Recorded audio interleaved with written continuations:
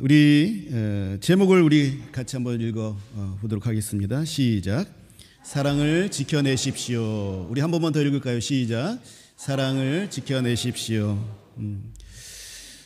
여러분들은 우리 하나님에 대해서 생각할 때에 하나님 하면은 딱 떠오르는 이미지, 그리고 하나님의 말씀을 들을 때나 또 하나님 앞에 또 기도할 때에 제일 먼저 어떤 이미지가 떠오르십니까?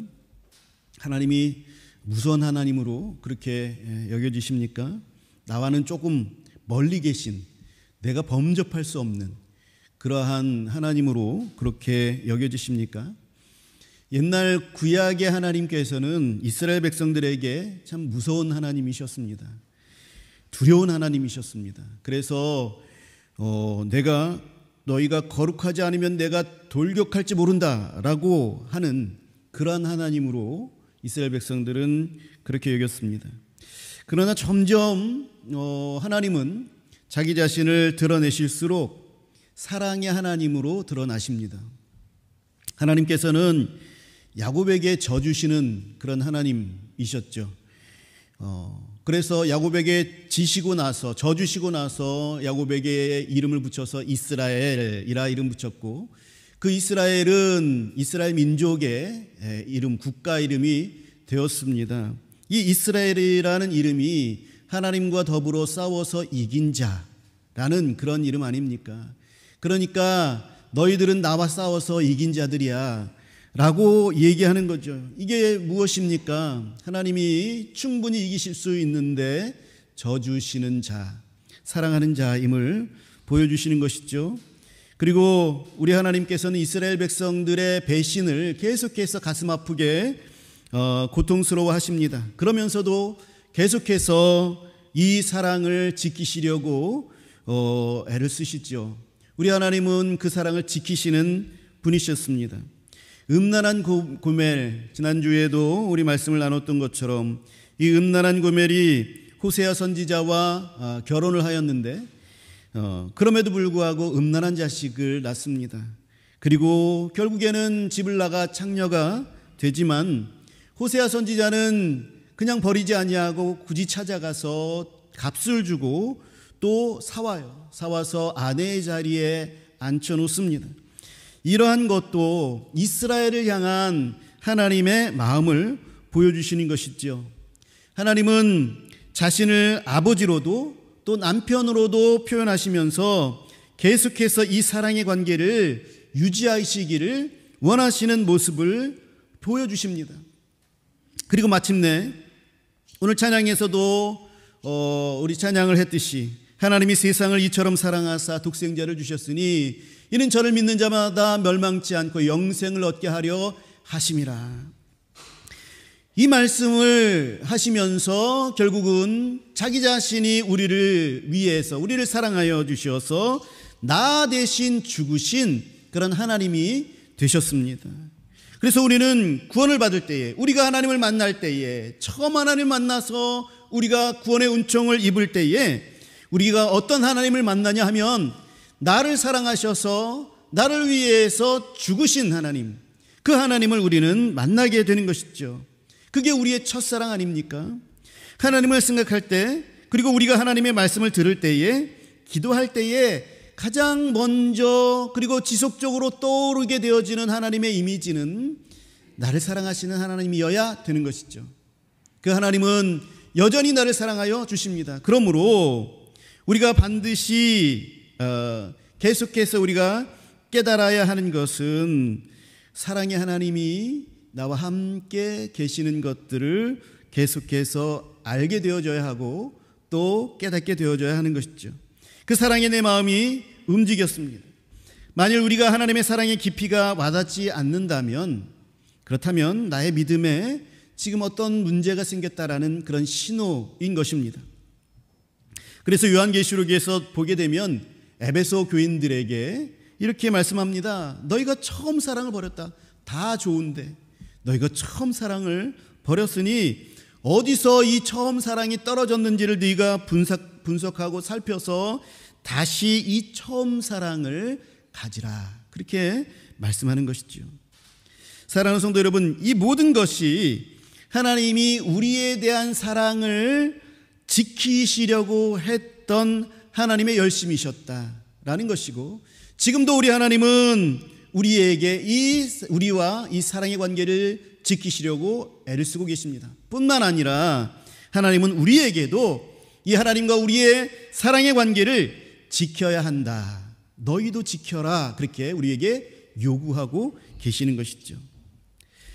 오늘 읽은 아가서는 하나님과 우리가 부부로서 사랑을 묘사한 그런 성경입니다.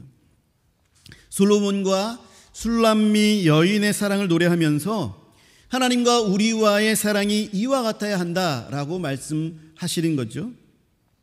솔로몬은 술람미 여인과 함께 이 둘만의 포도원을 만들었습니다. 그리고 그것을 가꿉니다. 포도원은 두 사람의 사랑을 상징하죠. 울타리를 세우고 좋은 포도나무를 심고 또 망대도 만듭니다. 이 사랑을 가꾸고 또 지키려는 것이지요. 그런데 포도원을 허는 여우가 나타났습니다. 이 여우는 크지도 않습니다. 작은 여우라 그렇게 말씀하고 있죠. 그저 작은 여우기 때문에 경계심을 가질 그런 필요도 없는 것처럼 그렇게 여겨집니다. 그런데 이 작은 여우가 포도원을 심각하게 망가뜨릴 수가 있는 것이죠. 포도원을 허문다라는 것은 사랑을 허문다라는 것입니다. 그래서 하나님과 우리 사이에 사랑의 관계를 허무는 이 여우가 무엇이냐면 바로 사탄이 있죠. 천사의 얼굴을 하고 우리에게 찾아와서, 그래서 우리의 경계심을 충분히 낮춘 후에 우리에게 조금씩 하나님과 멀어지게 하는 그런 이간질을 시키는 자, 이게 사탄이 있죠.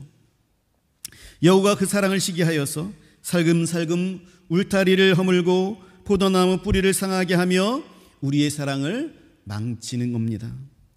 하나님과의 처음 사랑을 잃어버리게 하는 이 사탄의 교묘한 시험이 있게 되는 것이죠. 그래서 우리는 망대를 만들어서 우리의 사랑을 지켜야 하는 것입니다. 이스라엘 백성들이 하나님만 바라기로 마음먹었다가 점점 이방신들이 보여주는 그런 휘황찬란한 제사, 그리고 또 솔깃하게 만드는 그런 음란한 종교 행위들, 이런 것들이 눈에 들어오기 시작하고, 이러한 작은 여우들에 의해서 하나님과 우상을 같이 섬기게 되었다가, 그러다가 이제는 우상을 더 잘 섬기게, 깊이 빠지게 되는 것이죠. 우리가 하나님의 사랑을 깊이 깨닫고 그 사랑 때문에 예배하고 그 사랑 때문에 기도하고 그 사랑 때문에 우리가 말씀을 보았습니다. 그 감격한 그 사랑들이 우리 가운데 있었죠. 그 사랑으로 이 세상에 나가서 살았습니다. 그러다가 이 세상이 주는 휘황찬란한 것들에 점점 마음이 빼앗겨 버리는 거죠. 눈 딱 감고 한 번만 하나님의 마음을 거절하면, 하나님께서 이렇게 말씀하여 주시는데 이거 불편하지 않냐, 요거 한 번만 하나님의 마음을 거절하면 편한 직장생활 할 수 있어, 편한 사회생활 할 수 있어, 절제해야 하는 그런 신앙생활보다도 좀 자유분방한 그런 모습을 가지라, 그렇게 살살 여우는 찾아와서 얘기합니다. 다른 그리스도인들도 다 그렇게 하지 않느냐 하면서 그 유혹합니다. 이 마음을 빼앗기는 것이죠. 작은 여우라 귀엽기도 하고 우리 눈에 잘 보이지도 않습니다. 그러나 그 결과는 심각하죠. 그러다가 하나님과의 처음 사랑을 잃어버리게 되는 것이죠. 지켜야 할 사랑의 관계, 하나님과의 사랑의 관계를 우리는 지켜야 합니다. 그런데 지켜야 할 사랑의 관계는 하나님과의 관계만이 아닙니다. 하나님은 부부의 관계도 사랑으로 맺어주셨죠. 부부가 한 몸을 이루었다라는 것은 육체적인 관계만을 말하는 것이 아니라 사랑의 관계가 되었다라는 것을 말하는 것입니다. 솔로몬과 술람미 여인이 부부가 되어서 사랑을 속삭이게 하셨습니다. 한 몸을 이루게 하셨습니다. 저는 조금 당시에 결혼했던 그런 시절보다 좀 늦게 결혼을 했습니다. 그래서 20년째 지금 결혼 생활을 하고 있습니다만 이제야 깨닫게 되어지는 것이 있습니다. 부부의 가장 큰 목적, 하나님께서 부부를 한 몸을 이루게 하신, 결혼하게 하신 그 목적이 있는데, 부부의 가장 큰 목적이 무엇이냐? 사랑을 지키는 것입니다. 사랑을 지키는 것이었다라는 것을 이제야 깨달았습니다. 부유하게 사는 것, 이것이 목적이 아닙니다. 가정을 이룬 목적, 부유하게 사는 것, 그 목적이 아닙니다. 편안하게 사는 것, 그것이 목적이 아닙니다. 결혼하여서 안정을 찾고 그 다음에 이제 나 자신을, 내 평안함을 위해서 그렇게 사는 것, 그것이 우리들의 목적이 아닙니다. 자아를 실현하면서 사는 것이 목적이 아닙니다. 자식을 성공적으로 키워서 그래서 잘 자라나게 하는 것, 이것이 가장 큰 목적이 아니었던 거예요. 내가 아내를 만나고 내가 남편을 만나서 그래서 하나님의 은혜 가운데에서 결혼하게 한 것, 연애해서 결혼을 했든 선을 봐서 결혼했든 하나님이 한 가정을 만들게 하신 것, 그것은 그 목적이 분명하게 있는데, 그 목적은 그래서 가정을 이루어서 그래서 사람들 보기에 떳떳하게 잘 사는 것, 이것이 가장 큰 목적이 아니라 사랑을 지키는 것이 목적이었습니다. 하나님께서 사랑을 맺게 하셔서 그 가정에 사랑을 주셨고 두 사람 사이에 사랑을 주셨습니다. 지금 앉아있는 여러분들의 남편과 아내 맺게 하여 주셔서 사랑을 주셨습니다. 이것을 지켜내는 것이 부부의 가장 큰 목적이었다라는 것을 저는 이제야 깨닫게 된 겁니다. 남편들은 결혼하기 전까지는 사랑을 지키기 위해서 엄청난 노력을 다합니다. 애인의 마음을 맞추고 하느라고 애를 온통 다 씁니다. 그러다가 결혼을 하게 되면 여자를 얻었다라는 성취감 때문에 사랑을 지키는 노력을 조금씩 그만두기 시작하죠. 그리고 자신의 사명의 가장 중요한 것은 가족을 먹여 살리는 것이다 라고 착각을 합니다. 그래서 돈을 버는 데 집중을 하고, 그리고 또 나 자신의 자아를 성취하는데, 이제 안정을 얻었으니까 나 자신을 발전시키는 데에 노력을 하게 되는 것이죠. 돈 벌어서 내 자식 잘 키우고 우리 가족도 잘 살게 하고 싶은 마음, 이것을 지켜내면 되는 것이다. 그것이 사랑하는 것이다. 그것이 사랑을 지키는 것이다 생각을 합니다. 그러나 정작 아내와의 사랑을 지키려는 노력에는 소홀해지는 거죠. 또 아내도 마찬가지입니다. 결혼 후에 자식이 생기게 되어지면 아내는 자식에게 집중을 하게 됩니다. 자식을 키우는 데 집중을 하게 되죠. 또 거기다가 직장도 다니죠. 그러다 보니까 굉장히 몸도 바쁘고 마음도 바쁘게 됩니다. 그러다 보니 남편에게 소홀해집니다. 어느 연구한 통계를 보게 되다 보니까 아내의 남편에 대한 호감도 결혼 전과 그리고 신혼 초에는 서로에 대해서 호감도가 굉장히 높아요. 서로만 바라볼 수밖에 없으니까 그렇죠. 그런데 이때에 하여튼 최고조로 호감도가 최고조를 달리다가 아이를 낳고서는 이 아내의 남편에 대한 선호도는 밑바닥으로 갑자기 떨어져 버립니다. 이 호감도는 이 아이에게 집중이 되어져 버리는 것이죠. 그러다 보니까 남편은 이 갑작스러운 상황에 당황을 하게 되는 것입니다. 남편들은 아내에게 엄마에게서 받았던 그 모성애적인 사랑을 또 기대하고 있죠. 그런 사랑들이 자녀에게로 쏠려 있고 자기 자신에게는 멀어지게 되는 것을 통해서 서운함을 상당히 느끼게 됩니다. 제가 얘기하는 것은 직장이 여우라는 것이 아닙니다. 또 자식이 여우라는 것이 아닙니다. 돈 버는 것이 사랑을 지키는 것이라는 착각, 자식을 키우고 또 직장 다니는 이 바쁜 와중에 남편에게 좀 소홀해도 된다라는 이 착각, 이런 것이 여우가 되는 것입니다. 부부의 사랑을 해치는 여우들이 참 많습니다. 부부간의 갈등의 요소들 전부가 다 이 작은 여우라 해도 과언이 아닙니다. 각자의 생각의 차이들이 있죠. 자라온 배경들이 있고 그 차이들이 있습니다. 이 차이들이 좁혀지지 않아요. 각자의 개성들이 있어서 그것은 거의 좁혀지지 않습니다. 이런 것들이 여우가 될 수 있습니다. 어떤 분이 그런 말을 하시는 것을 들었습니다. 평상시에는 두서없이 말하는 사람이 어떻게 그렇게 상처되는 말은 꼭 집어서 하는지 모르겠다. 이런 말을 하는 거죠. 상처를 주고받는 말들을 서로가 하게 되어지는데 이것도 여우가 되는 거죠. 그러다 보니까 상대방을 자꾸 고치려고 합니다. 우리의 관계를 파괴시키는 것, 이것은 당신의 못된 성품 때문에 그래. 그것만 고치면 우리 관계는 다시 좋아질 거야.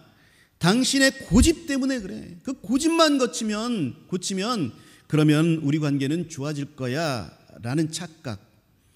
그런데 사실 상대편만 봤지 나 자신을 바라보지 못하는 그러한 것이, 상대방도 나에게 그 요구를 계속하고 있는 거죠. 그 남편에게만 또 아내에게만 고칠 것을 기대하고 주구장창 기대합니다.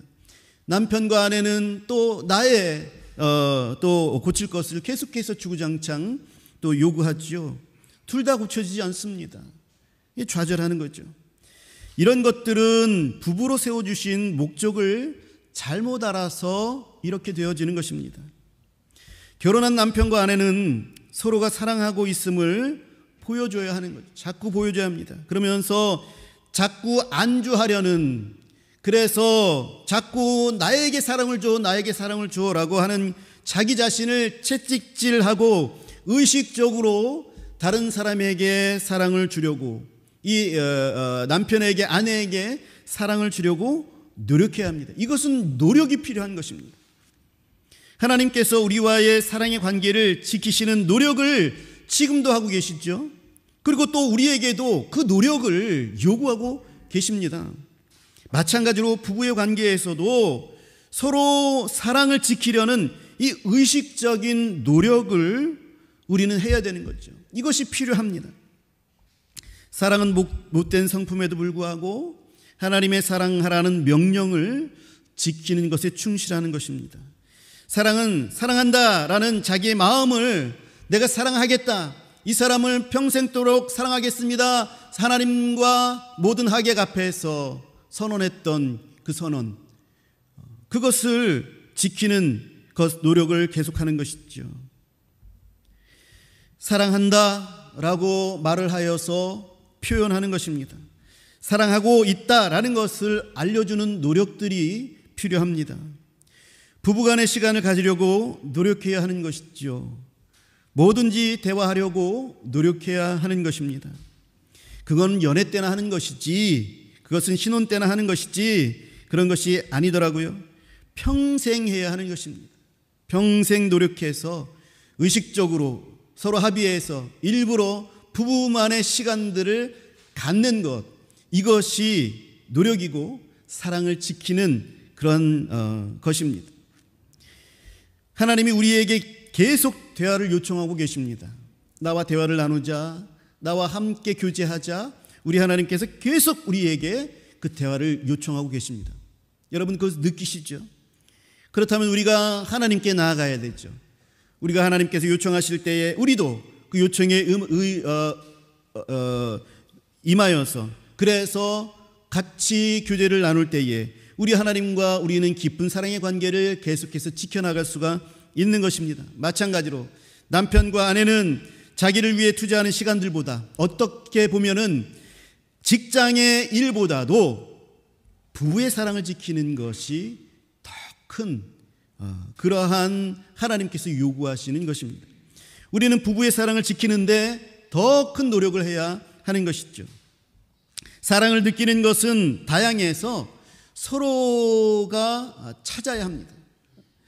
남편과 아내가 이렇게 하면은 좋아하고 이렇게 하면 사랑을 느끼는구나 라는 것을 서로 탐색하고 찾아야 하는 노력들이 필요한 거예요. 어떤 책에 의하면 아내가 재활용 쓰레기 열심히 버려주는 것에 자신을 사랑하고 있음을 느낀다면 그게 무슨 사랑과 무슨 관계가 있어? 그렇게 생각할 필요 없이 열심히 버려주면 된다, 그렇게 말하고 있어요. 또 남편이 아내에게 격려를 받고 칭찬의 소리를 듣고 싶어 한다면, 그리고 또 토닥거리면서 안아주는 것을 그 아내에게 바란다면, 아내는 자신을 사랑하는 것으로 이것을 아내가 자신을 사랑하는 것으로 느낀다면 그게 뭐 사랑하는 것과 무슨 상관이 있어? 라고 따져볼 필요 없이 해주도록 노력해야 한다는 거죠. 아내는 저렇게 하는 것을 자기를 사랑한다라고 느끼고 있어. 남편은 이렇게 하는 것을 자기를 사랑한다라고 느끼고 있어. 그러면 그것을 해주면 되는 것입니다. 하려고 노력하면 되는 것입니다. 하나님과의 사랑의 관계가 지켜지게 되어지면 다른 모든 것들이 해결되지요. 하나님과의 사랑에 깊이 빠지게 되면 어떤 것도 문제가 되지 않습니다. 마찬가지로 부부의 사랑의 관계가 지켜지게 되면 다른 어떤 것도 어떤 문제도 능히 감당해낼 수가 있는 건강한 부부가 되는 것입니다. 여전히 사랑할 것이다, 나는 앞으로도 계속해서 당신을 사랑할 것입니다 라는 것을 보여주어야 하는 것이죠. 이런 사랑의 확신이 있으면 여우가 허물려고 다가올 때에 그것을 지켜낼 수가 있는 것입니다. 부부간의 사랑은 그래서 지켜내야 하는 것입니다. 뿐만 아니라 자녀와 부모의 관계도 마찬가지지요. 지키지 않으면 잃어버릴 수 있습니다. 자녀에게 상처 주는 말을 했다면 반드시 사랑하고 있음을 보여줄 수 있도록 노력해야 하는 것이죠.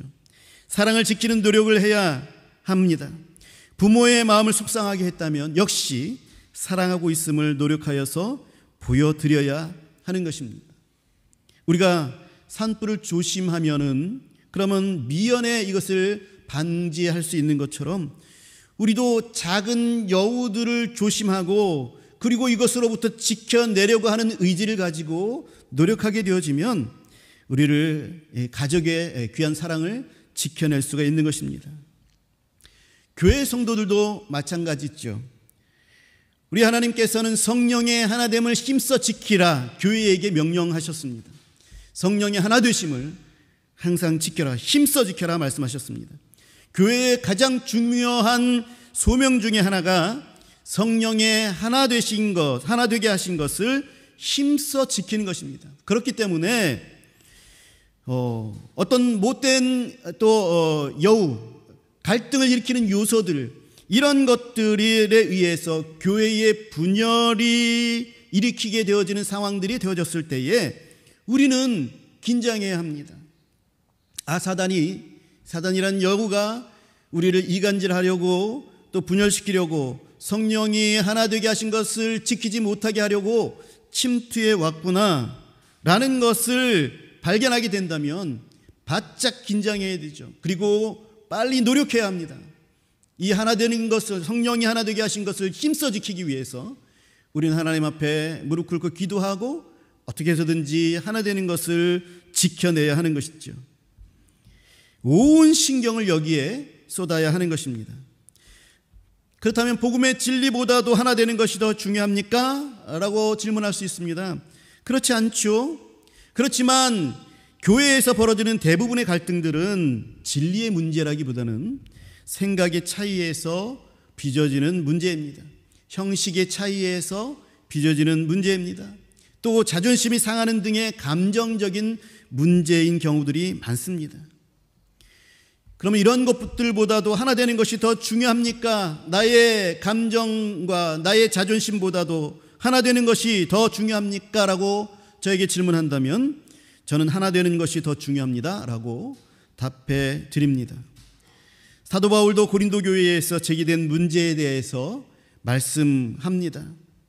고린도 교회에서 문제가 됐던 것들 중에 하나가 무엇이냐면 제사에 바쳐진 음식, 먹어도 되느냐, 먹지 말아야 되느냐, 이런 문제 때문에 고린도 교회에서 시험도 드는 문제가 생겼고 또 언쟁도 또 생겼습니다. 사도 바울은 분명한 것은 주님께서 만드신 음식 중에서, 먹을 것 중에서 부정한 것이 없다라는 것이 중요한 진리고 팩트다. 그래서 생명 없는 우상에게 바쳐진 것은 우리에게 아무런 해가 되지 않는다. 그래서 먹어도 된다라는 것이 사도 바울이 분명하게 말씀하시는 바입니다. 그러나 그럼에도 불구하고 이 지식 가지고 다른 이들을 실족시켜서는 안 된다. 그것을 먹을 때에 먹는 것을 보면 저러면 안 되는데 라고 하는 그런 양심의 침해를 받는 그런 믿음이 연약한 자들이 있음에도 불구하고 내가 옳고 내가 맞아 라고 하여서 그것을 함부로 행하다가 그 사람이 실족하게 되었을 때에는 이것이 하나님 앞에서 범죄가 된다라고 말씀하는 거죠. 내가 옳다 하는 것으로 인하여서 내가 범죄를 일으키게 될 수 있다라는 것입니다. 그래서 사도 바울은 분명하게 원리를 제시합니다. 다른 이들에게 유익이 되느냐, 아니면 덕을 세우는 것이냐, 이런 것에 의해서 너희들은 먹든지 말든지 하라, 그렇게 말씀합니다. 덕을 세우는 것은 바로 공동체가 하나됨을 지키는 거예요. 그래서 하나님의 영광을 위하여서 너희들이 먹든지 마시든지 하라. 하나님의 영광이 가려우거나 아니면 그것으로 인하여서 실족되는 사람들이 있다면 먹지 말아라. 너희에게 자유가 있지만 먹지 말아라. 더 중요한 것은 교회가 하나 되는 것이고 실족하지 않는 지체, 계속해서 믿음이 성장하는 것이 더 중요한 것이 아니냐, 그렇게 말씀하고 있는 것이죠. 그래서 사도 바울은 얘기합니다. 유대인에게든 헬라인에게든 하나님의 교회에든 거치는 자가 되지 마라. 이 거친다라는 것은 그것을 보고 실족하여서 넘어질 수 있는 그러한 사람이 되지 말아라 라고 말씀하는 것입니다. 내 자존심은 주님보다 귀하지 않습니다. 내 자존심은 교회의 하나됨보다 귀하지 않습니다. 저는 지금까지 교육전도사 시절부터 따져보니까 30년 가까이 사역을 해왔습니다. 그런데 이 사역을 하면서 한 가지 중요한 것을 배운 것이 있습니다. 그것이 무엇이냐면 내가 그래도 목사인데 라고 하는 그런 자존심입니다. 이 목사로서의 자존심을 내려놓는 것에 대해서 배웠습니다. 그렇게 내려놓을 때에 내가 내려놓으니까 다른 사람들도 내려놓는 것을 보게 됩니다. 물론 그렇지 않은 경우들도 있지요. 그렇지만 저에게 있어서 참 늘 잘했다라고 생각되어지는 것은 이거 내가 충분히 양보할 수 있는 부분들인데 내 자존심 때문에 양보하지 못하는 그런 일들도 참 많이 있거든요. 이렇게 하든 저렇게 하든 하나님께 영광을 돌릴 수 있는 것이라면 그래, 내려놓는 거지. 이것을 통해서 성령의 하나됨을 지키는 것이 더 중요한 것임을 저는 깨달았습니다. 사랑하는 성도 여러분, 사랑은 지키는 것입니다. 하나님께서 사랑으로 맺어준 관계는 우리가 반드시 지켜내야 하는 의무가 있는 것입니다. 자동차가 잘 굴러가기 위해서 중요한 것은 제때 기름을 넣는 것이죠. 우리의 연료 게이지가 불이 들어오게 되면은 우리가 신경 써서 그래서 주유소에 가야 하는 것이죠. 마찬가지로 우리의 사랑도 가라앉지 않도록 우리의 사랑이 계속해서 불타 올라야 하는데 그것이 축 처지고 가라앉지 않도록 우리는 계속해서 신경 써서 불을 떼주는 노력이 우리에게 있어야 하는 것입니다. 사랑하는 성도 여러분, 하나님과의 관계에 있어서 빨간불이 들어왔습니까? 부부와의 관계에 있어서, 자녀와의 관계에 있어서, 교회 성도들의 관계에 있어서 빨간불이 들어왔습니까? 하나님께서 맺어주신 이 사랑을 지키기 위해서 우리들이 반드시 해야 할 일들이 있는 것이죠. 때로는 내가 나 자신을 죽여야 하고, 때로는 그 사람이 무엇을 또 통해서 정말 하나님께로 가까이 올 수 있는 것인가, 내 사랑을 느낄 수 있는가를 찾아야 하는 때가 있습니다. 이것을 열심히 찾고 찾아서 지켜내야 합니다. 우리들의 사랑을 허무는 작은 여우들은 항상 다가오고 있습니다. 망대를 세워서 우리가 눈여겨 지켜내심으로 말미암아 하나님이 맺어주신 사랑의 관계를 힘써 지키셔서 언제나 사랑 충만한 삶을 사시는 저와 여러분들이 되시기를 주님의 이름으로 간절히 축복합니다. 기도하겠습니다. 사랑과 은혜가 충만하신 하나님, 우리를 사랑